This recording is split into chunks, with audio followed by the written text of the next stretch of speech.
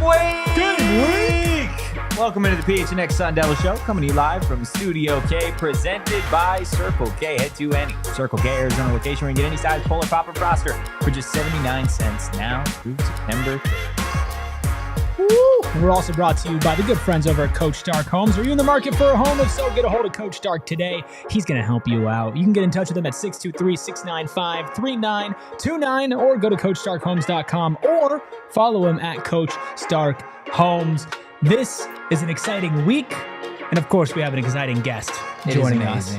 I'm Anthony Totri, joined as always by the blind mouse himself, Erik Ruby. We've got DJ Coop behind the Mac making all of the magic happen. And then you guys have been blessed today because we have the one, the only, the Wyoming, Ralph Amsden joining us today. What's up, Ralph? The Wyoming. The Wyoming. Nice. I like it. Oh, goodness. We have a lot to get into, a lot on the menu today, and really all week long, as Arizona State is now just 5 days away from kicking off the 2024 season. We got Sharon in the chat. We got Emily in the chat. Everybody do us a solid. Hit that like button, hit the subscribe button, and drop a 5-star review wherever you get your podcast. We've got a little bit of sound from Coach Kenny Dillingham that we're going to get into at some point during the show. At the tail end, we'll give some first impressions, but it is a rare occurrence that we have our very own professional. And the esteemed Ralph knows way more about Wyoming than Erik and I do. And it just makes total sense to have Ralph on today.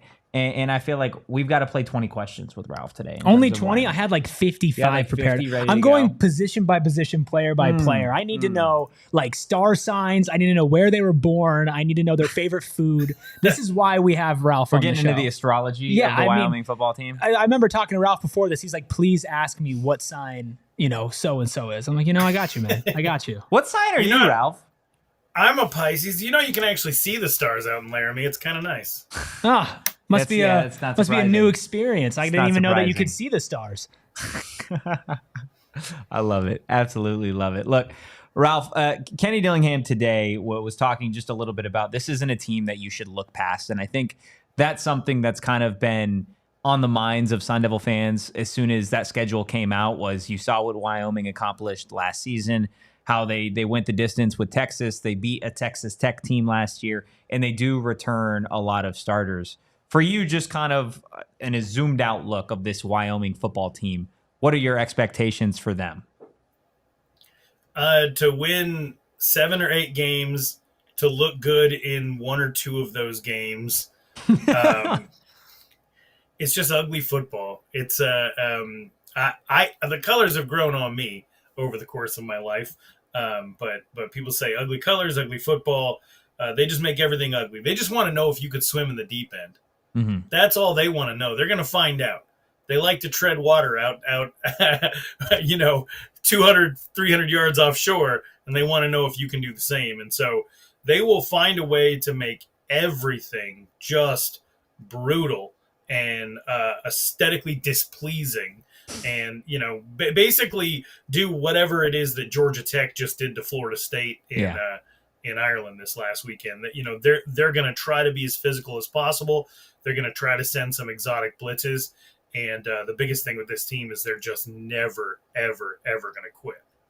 Well, and you mentioned that they play ugly and that they kind of get into it and they want to make you play ugly as well. And I know that maybe aesthetically or visually you're just looking at it, that's not the most fun football, but it can be extremely effective football. Would you say that they're maybe one of the more effective teams of playing their style of play? Because I think what a lot of ASU fans are doing is overlooking Wyoming because they just don't know. And I think when you have a team that has an identity like that and can execute it well, like that's dangerous.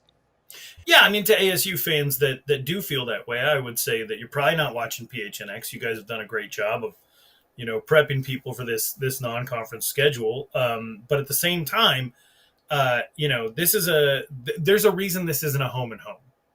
That should tell you everything you need to know. There's a reason that Arizona State's not going to Laramie anytime soon. They're an absolutely brutal team to play, period. They were tied with Texas in the fourth quarter in Austin last year. They held Texas to 131 yards passing. They took on Texas Tech. They had a game-winning drive, I believe, against Toledo in the Arizona Bowl. If you they travel really, really well. They should be pretty well represented in Tempe after being, I think, 2 of the last 3 years selling the Arizona Bowl out of alcohol. And I think that what you need to know about this team is that even though they lost their head coach, they didn't really get any transfers that weren't bought by bigger teams with giant collectives. Yeah. Like USC, which happens every year. If you're good in Laramie, you end up in SoCal. But the fact that they have so many returning starters, despite losing their head coach, all they did was move their defensive coordinator into the head coaching role and move the head coach's son into the defensive coordinator role. They did get a new OC. That should be interesting, but Wyoming in offense, it's not really ever something you can depend on. Maybe they try to throw the ball a lot, but even with Josh Allen, that wasn't a great offense they were running there in Laramie. They're just trying to score anywhere between 21, 27 points and control time of possession. That's really their whole thing. Yeah, I'm interested to see just how gross of a game this is between Arizona State's defensive line and Wyoming's offensive line. Wyoming's offensive line obviously returns a number of starters, I think 4 from last season. You obviously mentioned the new offensive coordinator. It's going to be interesting to see if anything changes, if it is going to be just we're going to run it right at you. Kenny Dillingham said that today. They're not a team that's going to run around you. Kind of like you said, they want to see if you can swim in the deep end. They're going to run it right at you. We're running it in between the A gaps as often as we need to, 1st and 10, and it's our guys versus your guys. It's good old-fashioned, gross, grimy football. And I think you're going to learn a lot about Arizona State's defensive line specifically. The secondary, I'm interested to see just how tested they are. Wyoming's new quarterback, is it Evans Fabota? How do you pronounce this guy's last name? Evans Fabota. He is from Mesa, Arizona. He played at Red Mountain High School. He's a local kid. He got his first real taste of action last year in that Arizona Bowl. And he did some spot duty last year as well. He's massive. He's just big. He's one of those guys that went off to JUCO, grew a couple inches, gained 30 pounds. And it's interesting being a Red Mountain kid. You're in Mesa, Arizona. There's like 550,000 people in Mesa, Arizona. That's more than the entire state of Wyoming. And so it'll be interesting to see how many people get out here for his homecoming. He's a big dude who could sling it, but if Wyoming has a true weakness, it's really their receivers. And what I think Arizona State should really look to do is be as physical as possible with them. They're going to try to take some big shots probably to just, keep Arizona State from putting 8 in the box. But I'm not super afraid of Wyoming's passing attack, and I don't think Arizona State should be either. Yeah. You don't want to get caught and give up that big play. But nothing about this particular receiving group says, we need to game plan for anybody in particular. I think they're leading returning receivers, like from a tiny town outside my hometown in northern Wyoming, just, who has gotten to the point where he is through effort, not necessarily, the talent he was born with. So, that is the thing that it'll be interesting to see how many times they kind of try to stretch the defense, but, they got some Jay Johnson is their new offensive coordinator. That scares me a little bit because probably the only coach in America that knows as much about Sam Leavitt as Marcus Arroyo would be Sam Leavitt's offensive coordinator from Michigan State. And that is who Jay Johnson is. And so, that's going to be interesting in that they've had somebody help prepare Wyoming's defense for Sam Leavitt, and that the offense could maybe look a little bit different. But, from what I remember, Michigan State under Mel Tucker was a lot of long developing pass plays, not a lot of quick stuff, not a lot of getting the ball to your receivers and just letting them go.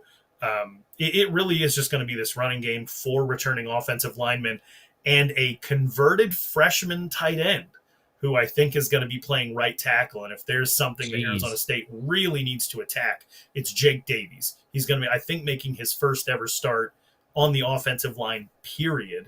And that would be something for Arizona State to try to test as much as possible, as early as possible. So I know you've given me a couple names to maybe look at as where ASU can exploit their weaknesses, but then let's also focus on strengths as well. Are there a couple of players that to you stand out as the biggest threats, either offense or defense, to ASU, even if it maybe pertains to a certain weakness you might believe ASU has?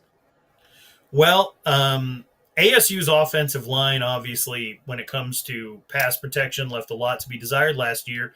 Oddly enough, their run blocking, if you just take DeCarlos Brooks, Kyson Brown, and Cam Scadaboo's carries from last year, that's 235 carries at 5 yards a pop. That's incredible, actually. Yeah. And so, with them having more experience and Boley being back and Ben Coleman, I think that Arizona State should probably also do as much as they can to establish the run. As we've talked about on here before, there is a history between Marcus Arroyo and Jay Sawvell. Jay Sawvell is the defensive coordinator for Wyoming in Marcus Arroyo's first ever game as head coach of UNLV. And that was a brutal one. I mean, Wyoming was leading 38-7 going into the fourth quarter of that game. And UNLV was still just trying to establish the run. And so it'll be interesting if that's the approach that Marcus Arroyo takes here. Obviously, he's dealing with much more talented players. But the guy you have to watch out for at University of Wyoming is their all-conference defensive tackle. His name is Jordan Bertignoli. I think he had like 60 solo tackles last year as a D tackle. That's wild. As a D tackle. So he's really, really good at getting off blocks. And the fact that he's going to be going head-to-head with Leif Fautino, maybe Sean Na collapsing in on him, he's somebody that you really, really have to watch out for. And he's one of those. He's older. He doesn't look as strong as he actually is, but he's got a kid. He's got that dad strength. Yeah. Okay. The grown dad. That's the key to the game right there. Limited dad strength. Probably the biggest pain in the ass for Arizona State will be the fact that John Hoyland returns for like his 50th year at Wyoming. He is their kicker. He is very good, very excitable, fun guy. And they're always in positions where they're having to kick because they had a 12-play, 50-yard drive that got stalled out on the 27th. So, John Hoyland is somebody who could be a little bit of a problem because you could pin them back and he'll nail a 50-yarder with ease. So, that's another one that you really have to look out for. It's not a sexy team. I'm not going to be telling you, that Harrison Whaley is missing this game. That is by far their best player. I don't know what to tell you. Like,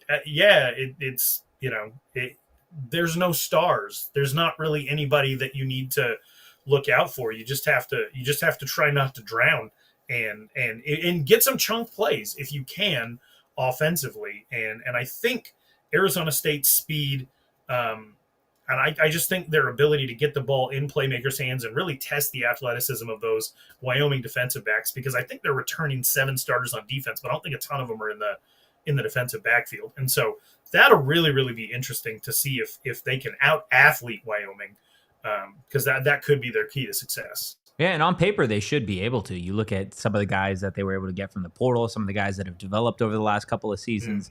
They're in prime spots to take advantage of a team like Wyoming that isn't necessarily built on athleticism and talent, more just you have a unit, I feel like, at Wyoming on offense, on defense, with like one collective purpose. But I do want to transition a little bit from Wyoming to Arizona State and just how this might be an opportunity for Kenny Dillingham and Sam Leavitt to really propel themselves off to a hot start, because I think when we've talked about where Arizona State can go in 2024, it obviously all starts within the non-conference schedule. And I think a lot of people, despite saying that Wyoming is going to be a test for Arizona State, they've got the Sun Devils still coming out on top. If this doesn't go Arizona State's way, right? If it is a 0-1 start, they're not able to keep up in the deep end with Wyoming, what do you think that does week 2, week 3, and then ultimately before you get into conference play? Well, they'll probably panic. I mean, if we're talking about from the point of view of the fans, they'll always going to freak out a little bit. Sometimes it's justified. Sometimes you lose 29-0 at home to Fresno State. And Arizona State's record against the Mountain West has been abysmal. There's multiple losses against San Diego State. Go back to 2008. There's the UNLV loss that you just can't shake. It seems like for the past 15 seasons, there's always been some trouble there. There's a loss to Hawaii, I think, in a bowl game, Boise State in a bowl game. So it's been a little bit messy. Don't love scheduling Mountain West teams, but it is what it is. You should be able to beat them. You should have more talent than them. Here's what I would say. For any Arizona State fan, you should really be waiting until the end of week 4 to be making any judgments on Sam Leavitt as the starting quarterback or what Arizona State's trying to do. They're going to be learning some things about themselves. Yeah. But you're starting off with a team. Like, here's a disgusting statistic for you. Just gross.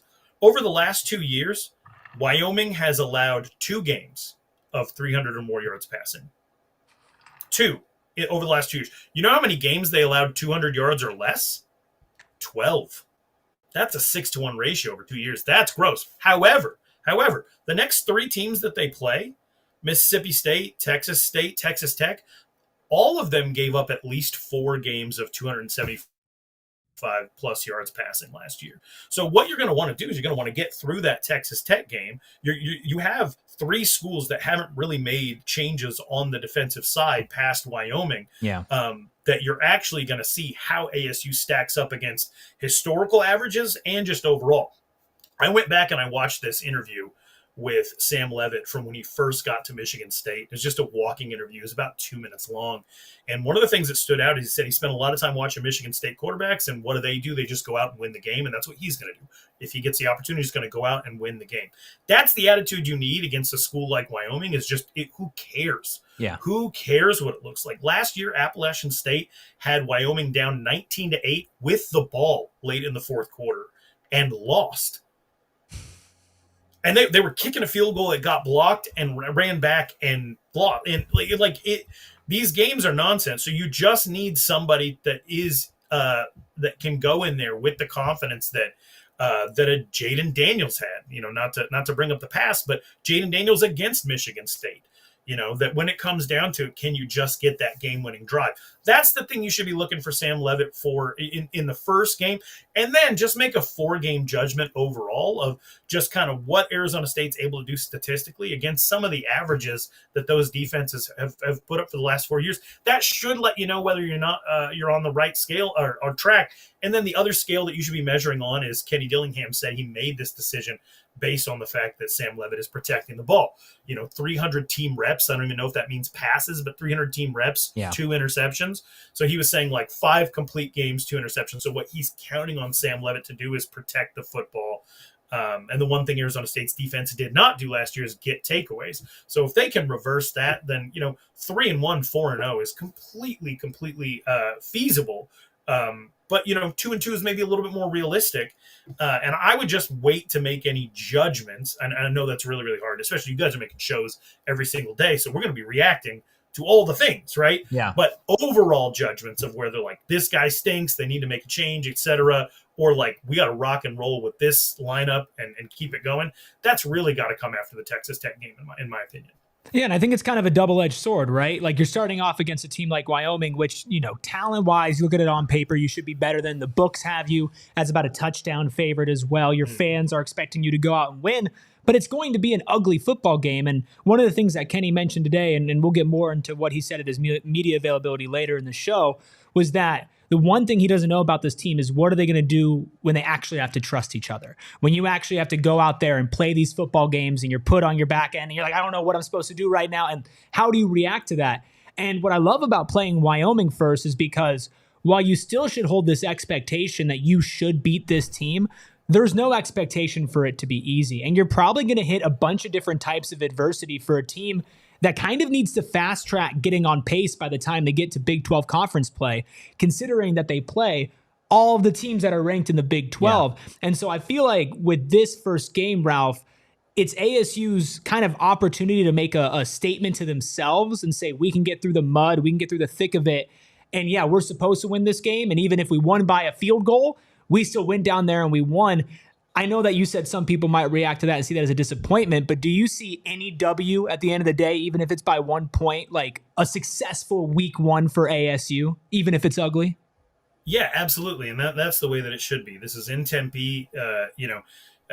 it sucks that Wyoming is going to be fresh. It really does, because they'll beat themselves up, right? Yeah. But it sucks that they're going to come in fresh, I think. But you play 4 quarters for a reason, and talent should win out, especially when you have solid coaching to go with it. I gave you every reason in the world to be worried, right? Because I've watched this team since 1996, the same amount of time that I watched. I've watched Arizona State. I've given you all the reasons that there are to be worried. Here is the reason that you should be confident. You are a better team than them. Individually, budget and coaching wise, recruiting wise, all of those things are better. And the whole point of playing the games is to test whether those things are true. So, of course, Arizona State, being favored by 6.5 right now, I feel like based on what happened with ASU last year and the number of close games that they had and the fact that they didn't have any 2-score wins, I think that that's fully appropriate. At least no 2-score wins against, non-FCS teams. And so, I think that that's fully appropriate. However, there are some causes for concern, and ASU does need to stay together. You brought up the fact, like, when adversity hits, can they? I was looking at it today. Arizona State has like 10 players on offense, not counting other quarterbacks who were either in college football or committed to college football teams when Sam Leavitt was still in middle school. So are they going to listen to Sam Leavitt when he's snapping on them for not doing the things that he wants them to do when things aren't going well? Like when you said that, to quote the Backyardigans, when they go into the thick of it. So, I think that Arizona State is the more talented team. Obviously, you don't want to play scared, but you certainly have to play aware. You have to play aware of your surroundings. And a 1-point win, who cares? Against Wyoming, a 1-point win might as well be 1,000. Texas beat Wyoming 31-10 last year. That score does not tell the story of that game. But all that matters is the W, right? And if Arizona State can do what Texas did, if they can hang on for dear life, and then in the end the athletes can take over and the crowd can take over, the crowd will play a role in this game. They will. Wyoming, it's brutal conditions up there. It's like 7,200 feet that they play at, but they don't play in this heat. That will factor in. And another thing that I think will really factor in is the fact that they play in front of crowds of 30K max. And so if you can I'm going to do my part. I'm going to be out there. I'm going to be cheering against the school that I first went to. You see directly above my head right there. That is my Wyoming student ID from when I was 2 years old, and my mom was taking me to classes with her, right? Like, I'm going to be cheering against the school my mom and all my uncles went to. And I'm going to be trying to be as loud as possible. And I think if the fans get involved in this, that'll give Arizona State that little bit of extra what it needs to do in the fourth quarter of this game.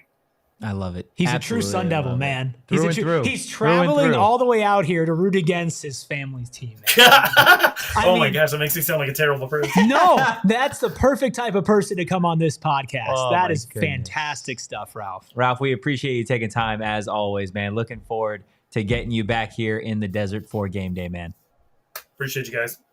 Let's go, love Ralph. It. Absolutely love it. Look, we're going to continue talking about Arizona State's matchup against Wyoming. But first, we are going to take a quick break to tell you a little bit about our friends over at Sanderson Ford. I had the luxury of spending an entire weekend in one of those sport Broncos, and I will tell you what, I didn't want to give it back.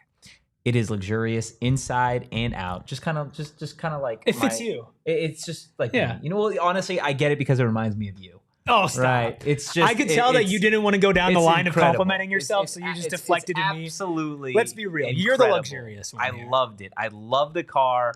I honestly, when I gave it back, I told Lauren, I said, hey, I'll be calling you about a lease because it was that damn good. Not only do they have 1,000,005 different options for you when it comes to luxurious vehicles out there, but they have got some of the best customer service in the game. You show up, you can guarantee that somebody is going to be spending a good chunk of time making sure that you get exactly what you want and exactly what you need. And let's say it takes a little bit longer than expected. Well, they got a great little diner out there. You could stop, you can have lunch, have a good time, really crazy affordable prices. Very good. For the diner. And hey, I'll tell you what, the dealership reflects it as well. And look, they are pushing for the playoffs, and you guys get the payoffs like deals on the 2024 Ford Bronco Sport Big Ben. That's what I was driving. Just ranked highest in quality in its segment by J.D. Power. Shop the Sanderson Ford playoff payoff sale with no hassle, no pressure, and no nonsense. They are giving you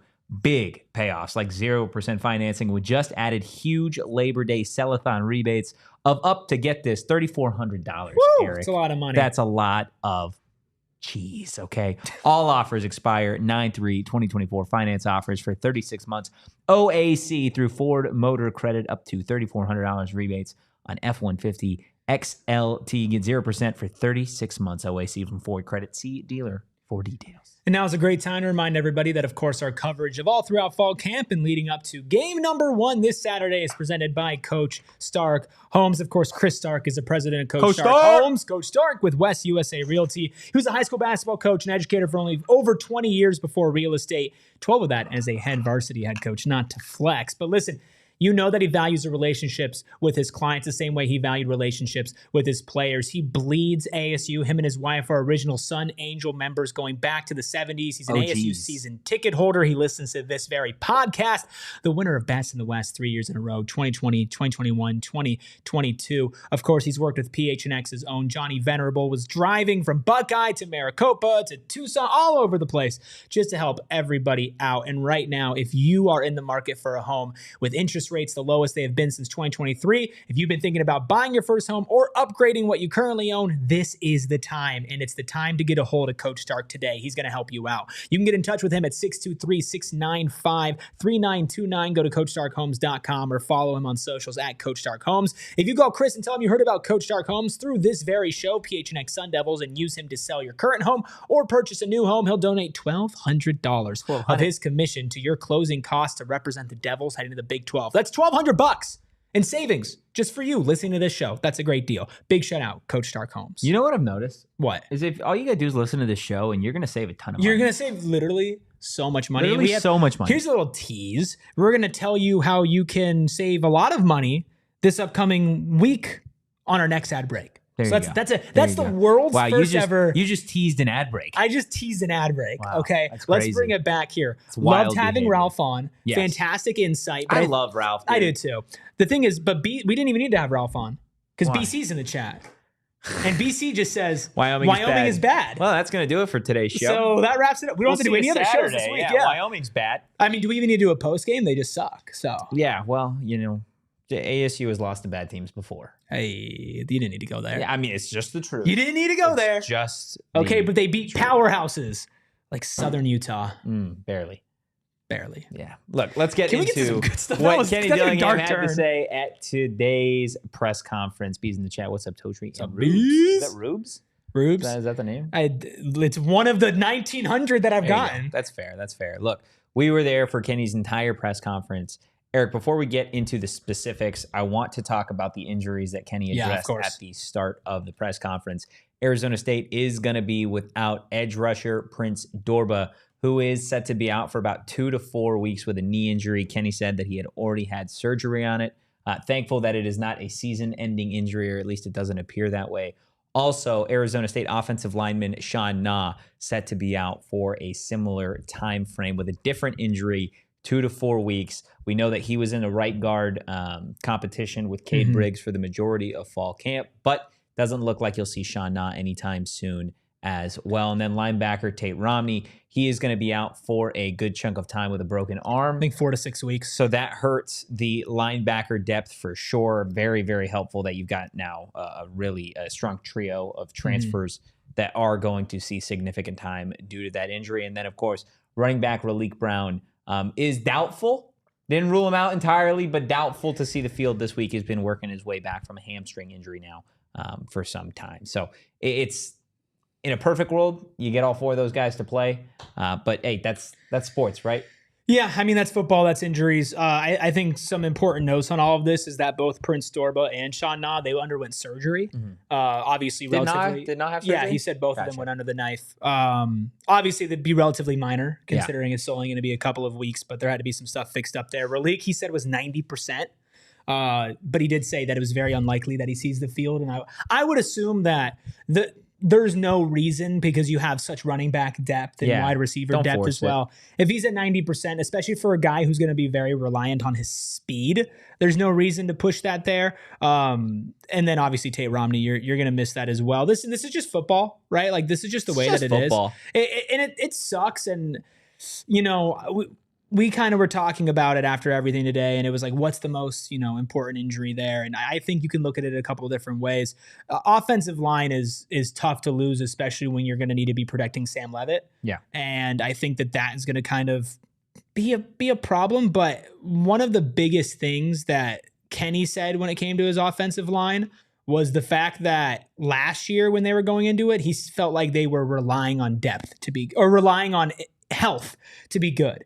This year, he says that they're not necessarily reliant on health because he feels like he has way more depth in order to put together a competent offensive line. So this is not a repeat of last season right now. This is just shit happens, and you actually have talent, Totri, to figure that out and replace that instead of panic. Yeah, you've got a good chunk of depth now heading into the season. Kenny said he felt pretty comfortable with where they're at up front for the Arizona State offensive line from a health perspective. Again, you'd love it if Sean now was out there, but it really does help that you do have a lot of veteran guys on this offensive line. Not necessarily veteran guys that have played a ton at Arizona State. Obviously, Emmett Boley would have started for the Sun Devils last year and did. He ended up being out for the season after game one. He is a veteran presence on this offensive line. We talk about Lee Fautanu being one of the best centers in the Big 12, if not the best center in the Big 12. He was here. He was a staple of that Arizona State offensive line as well. So you're going to get him. Ben Coleman didn't play a lot last year because of an injury, but he's a veteran offensive lineman who played in the Pac-12 for a little bit.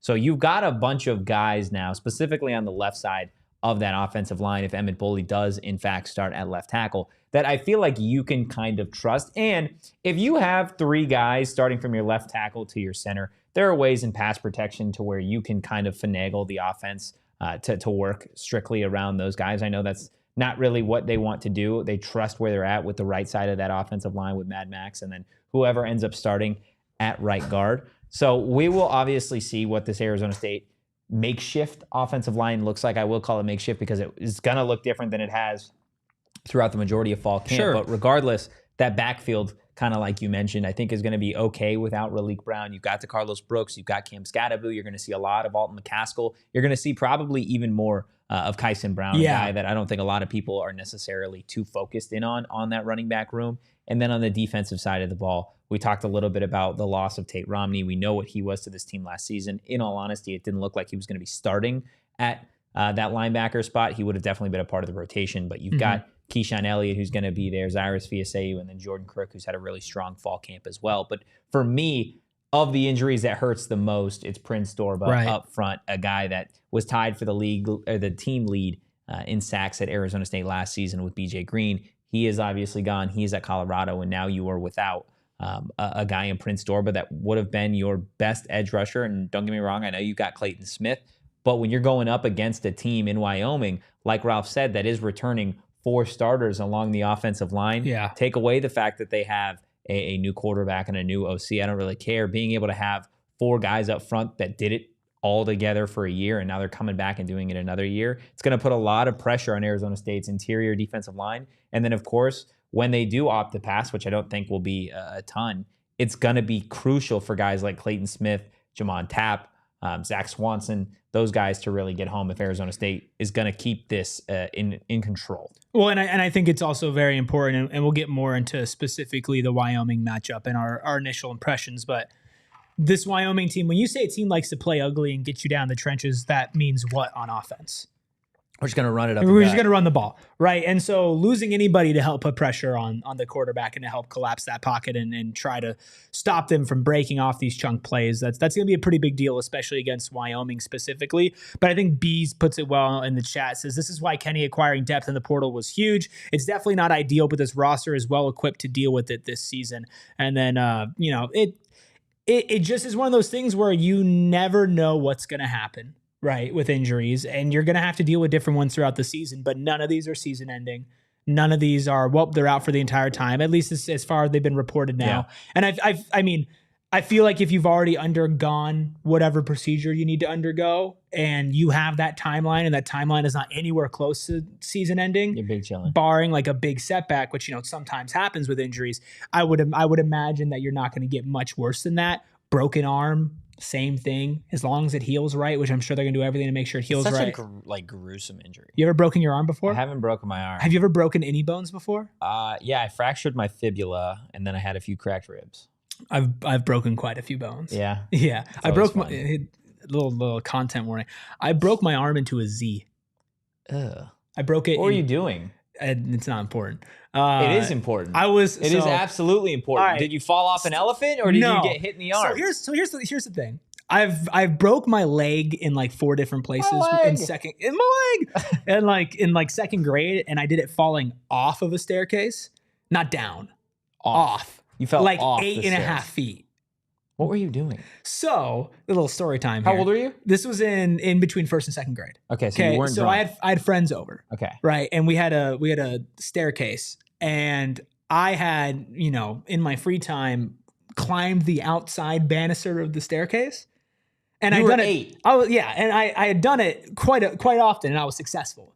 So I had friends over, and I was like, "Let me show y'all what's up." And it was like a wood staircase, and I was climbing up. I had socks on, and I got like 8.5 feet up, and I fell, and my head missed the corner of like a dresser or something, like by that much, and I almost died.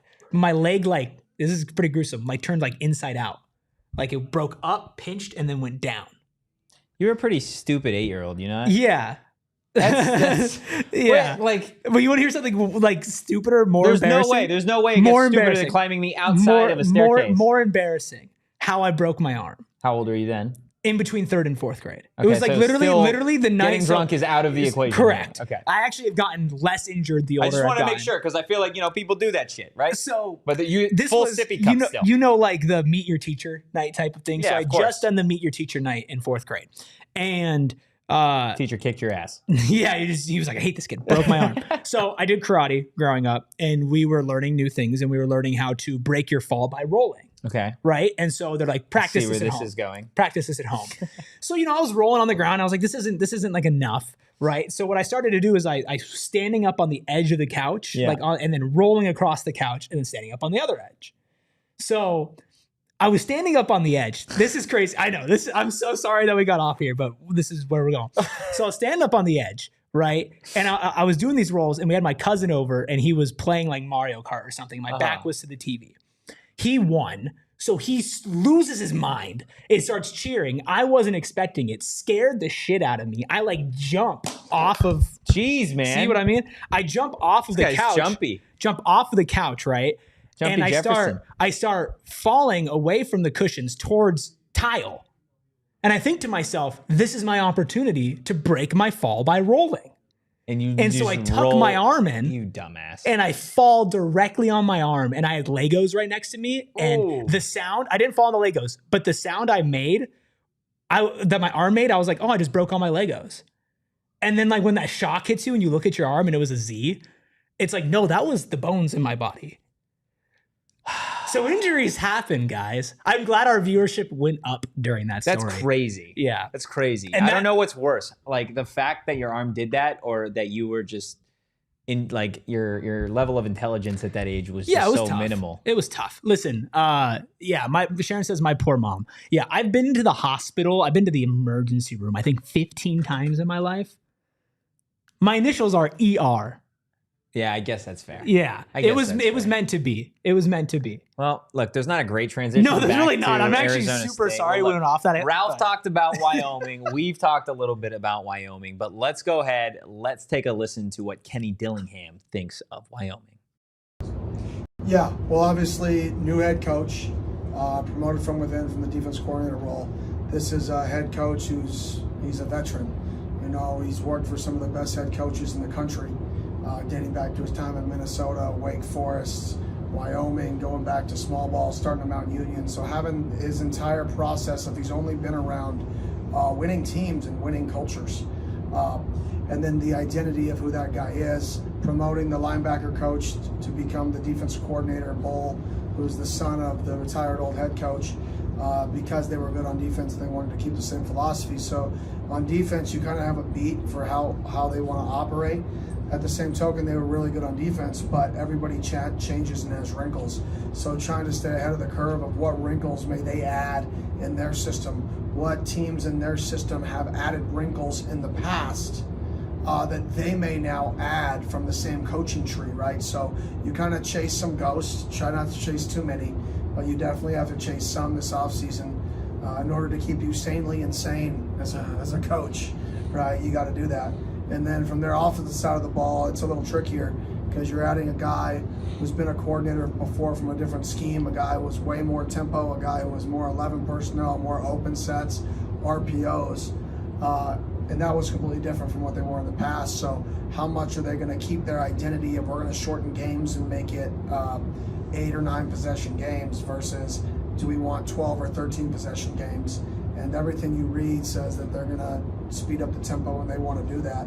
But we'll see, what their identity became over fall camp. Nobody knows that.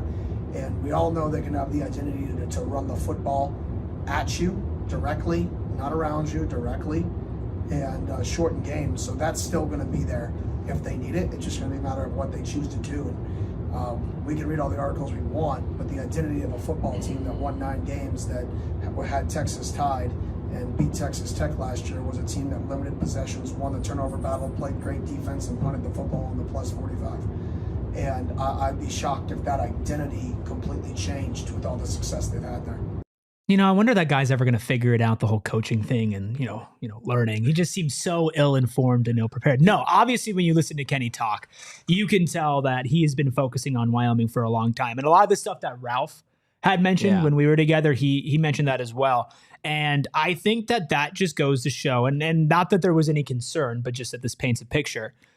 They're taking this game so seriously. As they should. And part of that is, there's a lot of players on this team that haven't played in a long time. He had questions about X and Jake Smith, and how they haven't played in over 1,000 days. It's a lot of days. And that's leading up to one day Saturday. And so I think that there's a lot on this team's mind when it comes to proving yourself. But I think the big fault that you can fall into when you are favorites and you are playing a non-Big 12 team and you're at home is overlooking your opponent. And you can tell by the way he breaks down like every little thing about it in just 2 minutes and like 20 seconds. That is not the case. Yeah, no, our coach is a football geek. Yeah. Like that's what Kenny Dillingham is. And that's exactly what you want in this type of scenario where you have a guy that understands that Wyoming is a team that, yes, on paper isn't as athletic, isn't as talented, and you have improved on both sides of the ball if you're Arizona State. But that doesn't mean that there aren't schemes out there that can beat talent in a way, right? Look back to last season, Arizona State versus UCLA. UCLA was a top 25 team with some premier edge rushers on that defensive line. And Kenny Dillingham schemed a way to eliminate those pass rushers. Yeah. So if you don't think that a less talented team with great coaching can go into a scenario and find ways to get it done, whether that be for a half, whether that be for 3 or 4 quarters, it doesn't really matter. A lot of it does hinge on the schematics of what these coordinators are doing. And Ralph brought up a great point that you look at the offensive coordinator now at Wyoming is the offensive coordinator that was at Michigan State with none other than Arizona State quarterback Sam Leavitt. So he kind of knows the ins and the outs of this quarterback. Granted, it is a guy going now into year 2. So there and are somebody who didn't play a ton either. There are some changes. There are some adjustments for sure. But that is something that you do have to keep in mind if you're an Arizona State fan. And when you look back in the history of Arizona State season openers over the last half decade, whether they end in blowouts, none of them start in blowouts, right? Sure. A lot of them start slow. You've got to give these guys a quarter and a half, maybe even, to really sink in to what they're doing. And that is when the talent eventually escapes the gross, we're just going to run it at you. We're going to drag you to the deep end, whatever analogy you want to use. Talent will eventually rise to the top. It's just how soon can Arizona State break the will and the mold of a team in Wyoming that wants to play aggressive and mean and gross. No, absolutely. And I have a couple more thoughts on that and just the Wyoming matchup. But first, we're going to take a quick break. We're going to pay off that tease. Let's do the it. ad I teased before, but let me tell you about our friends over at Shady Rays. Tell now, me. I'm not wearing my Shady Rays right now. You are. I left them in the office over there. I didn't feel like getting up and leaving Ralph and grabbing them, but I was rocking them out today, out in the sun as we were walking to and from. Stay there. You're going to go get it? Okay. No. Keep going. As we were walking to and from the Kenny Dillingham media availability, listen, guys, Aren't those comfy? no blind mouse no more. I can tell these are premium polarized shades. They are scratch resistant. They are beautifully made. And of course, if I were to somehow break these, Anthony Totri, I'd be very upset. well, no, you don't have to be because they're protected by No, the I'd most still be insane upset. protection plan Still be very in mad. all of eyewear. Don't break them. You can exchange a new pair worry-free within 30 days. I know these aren't new. There's no risk when you shop. Plus, if they take an unexpected hit, don't sweat it. They have protection that is so insane, it's best in all of eyewear. Every pair is backed by a lost or broken replacement guarantee. There is simply no risk when you shop, and 300,000 people love it so much, they rated it 5 stars. All different types of designs, colorways, whatever you need to protect your eyes, Shady Rays has got it, and they're going to give it to you for a lot cheaper because you're listening to this podcast. Exclusively for our listeners, they're giving out their best deal of the season. Head to ShayRays.com, use code PHNX for 35% off. That's a big percentage. 35% off polarized sunglasses. Try it for yourself. The shades rated 5 stars by over 300,000 people. I feel like I need to yell about Colorado in these shades. Give me them back. Here you go. I want them back. Thank Okay, you. can you pay off my teas, please? I could pay off your teas, but I'm going to do it with a story of my own. Okay, Okay, so this weekend, I had a big day Friday. of course. Had to meet some folks for the first time, a whole gaggle of them, right? Gaggle of A gaggle of folks. Gaggle okay? of folks. So there was a lot of, it was someone's birthday and ended up getting, pretty tipsy. Pretty tipsy. Sure. Okay, we'll leave it at that. And the next morning, of Mhm. course, I had to go get my car Mhm. because we're not driving under the influence, right? Of course. So eventually got to my car the next morning, and I don't know about you, but I have the munchies so bad when I'm hungover. The day after for drinking, sure. I could eat literally anything in sight. So of course, I pulled up to Circle K. Of course. Got myself an energy drink. Yes. Got myself a Gatorade Zero. Got some of the little heat nuts that they have. I got the little box of like mini tacos that they have, and then some sour gummy worms. All of that at Circle K for like $13. Well, it's not too bad now, is it? It's crazy. It is absolutely crazy the deals that they have on their snacks, on their drinks, and even better, on their gas. They got a new free membership program called Inner Circle, not Inner Square, not Inner Triangle. That's going to help you save money. Every single day, Erik, save 25 cents per gallon on your first 5 fill-ups, and then save 3 cents per gallon every single day after that. But that's not all, is it, Erik? No, I mean, it's their new membership program, but it's not so new anymore as the Inner Circle will be celebrating its birthday. Happy birthday! It's 1 year old. The Inner Circle is on August 29th. That is 3 days from now. And instead of that 25 cents per gallon on your first 5 fill-ups, guess what? What? You get to save 40 cents per gallon. We're 40 saving cents per gallon. So much money. So On much August 29th to celebrate 1 year of the Inner Circle. 3 How do days they from now. join? How do they join the Inner Circle? It's super easy. All you gotta do is download the app, dude. Sure. All you gotta do is download the app, sign up. It takes literally 60 seconds, and you're a member. You Mhm. can even go in to a Circle K and ask for one of the little barcodes that they have, one of the QR codes. They'll give you a little sheet. You can literally scan it, takes you straight to the app, and you're in. Easy. Easy money, guys. Join Inner Circle for free by downloading that Circle K app today. Terms and conditions apply at participating locations. Visit circlek.com for details. Erik, you brought it up. We've obviously talked a lot about Wyoming from Ralph. We've heard about just what this team can present to Arizona State. We heard from Kenny Dillingham a little bit about Wyoming as well, and kind of just how schematically that is how Wyoming's going to approach the game, or at least that's how they think they'll approach the game. But for you, I do want to get just your initial impression on how this game could play out, on where Arizona State maybe can exploit some matchup issues. And again, we're going to talk all week long about this matchup. We'll have sound, we'll have key players, etc. But just first impression, first date with you in Wyoming. Okay, so let's take this just from a wide angle, okay? No, not specific players, not specific matchups, but just team versus team. You know the Spider-Man meme? They point at each other. Now, I am not saying that these two are the same teams by any stretch of the imagination. ASU is more talented. They have better coaching staff. Everything that Ralph said earlier, I echo, and it is true. However, Wyoming is a team that in order to win and beat teams that are quote-unquote more talented than them, they have to play together, play as a unit, and they have a very clear identity. Mm-hmm. In order for ASU later in this season to beat teams that they are not being expected to beat, they have to play with that similar type of identity and togetherness that Wyoming has. Yeah. So my big thing looking into this is that you are going up against kind of a version of what you want to be. Now, granted, a less talented version, but that in itself should inspire you more to say, look at what they're doing with what they have. Look at what we have. What can we be doing? Mm-hmm. And I think that is a wonderful week one matchup from a 1,000-foot angle, and just say, these are two teams that have to rely on their chemistry and togetherness in order to be better than where usually people expect them to be. Mm-hmm. And Wyoming has done it for years. It's ASU's year to do that. Not for the first time, because I think that granted their injuries and everything last season, they technically played better and technically overachieved, but that nobody counts that. Mm-hmm. This is the year for you to actually overachieve, actually surprise people by playing that way. So I think it's beautiful that that's kind of the first game of this season. That's where my first thought goes. Zach in the chat, I'm ready to shake my keys at kickoff. Let's Rhonda, go. So stoked.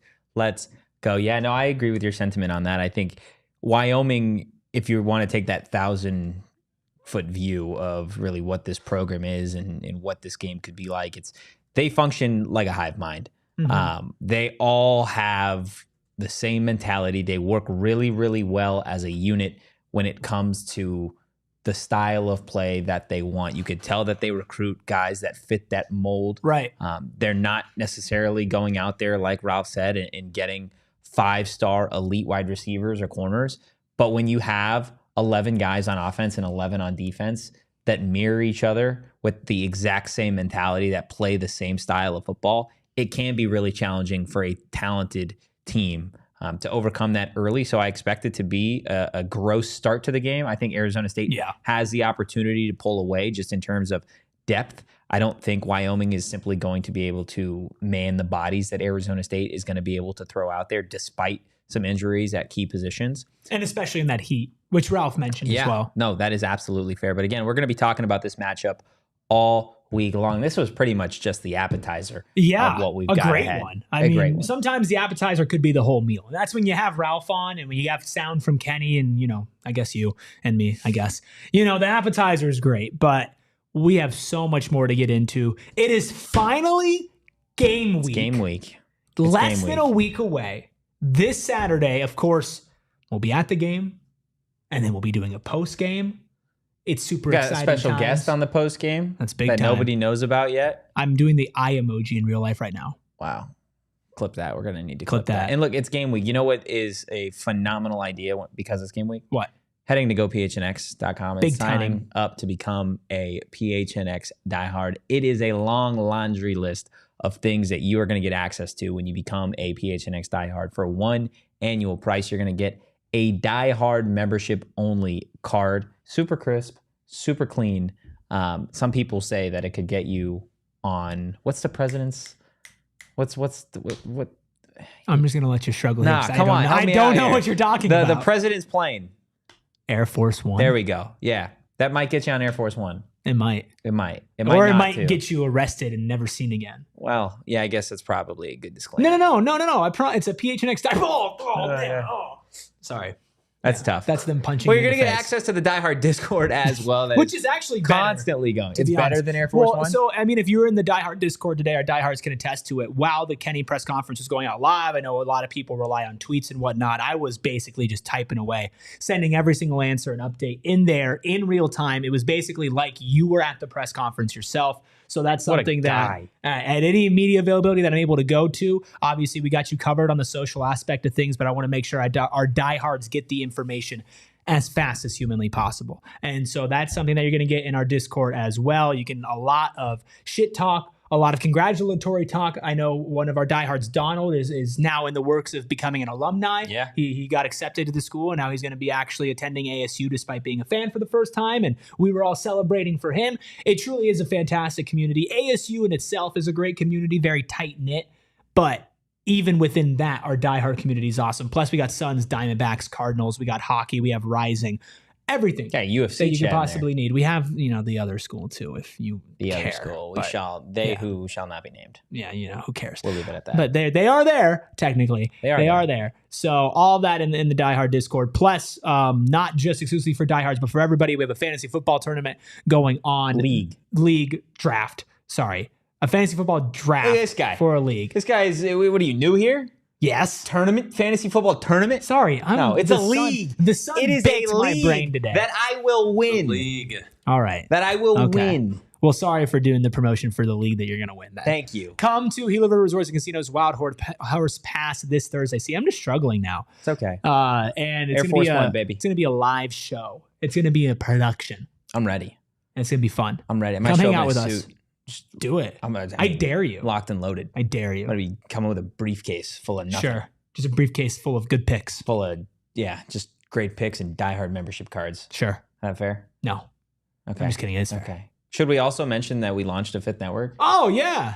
Welcome, DLLS. Yeah. If you're a Dallas sports fan, which I don't know why you'd be in this chat, but if you are, go check it out. DLL. I can't, dude. You can do it. DLLS Sports. There we go. That took everything out of me to get four we should letters, land dude. this plane. To get four letters. Should we just land Air Force we One? need to land Air Force Okay. One before we Let's crash. do it. Or when I Guys, tell you about the time I tore ligaments in my ankle. That's going to do it. Okay. Or hit the my like other button. ankle. Hit the subscribe button. Drop a 5-star review. Give us a follow at PHNX _Sun Devils. You can follow me at Anthony _Totri. Oh, we got Welcome to La La right? Land, baby. It's game week. You can follow Long Neck Larry and Jumpy Jeffrey over here. That's my dad's name. Eric Ruby Jeffrey? No, Jumpy. Jumpy. Okay, Jeffrey. there it is. That's at Erik Ruby. Eric with a K. You can follow K Coop Sports at K Coop Sports. We'll see you tomorrow, but in the meantime, go Devils and peace. We all silly like the mayor.